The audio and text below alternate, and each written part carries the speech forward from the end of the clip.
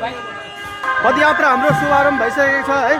सम्पूर्णलाई बुद्ध पूर्णिमाको धेरै धेरै शुभकामना र बधाई छ।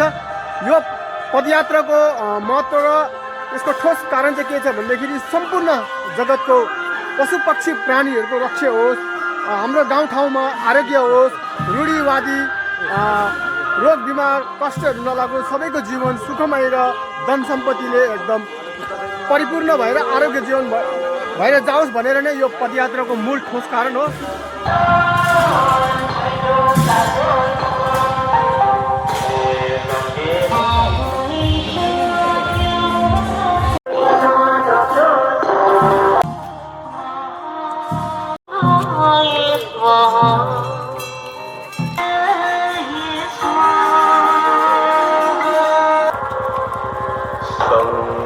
बोलो टाँसीदिले अहिले भने चाहिँ हाम्रो पदयात्रा आइपुगेको छ हाम्रो डाँडालाइन र उहाँहरूले दुधहरू पिलाउनु हुँदैछ र धेरै नै खुसीले हर्षले हामी व्याकुल छौँ है।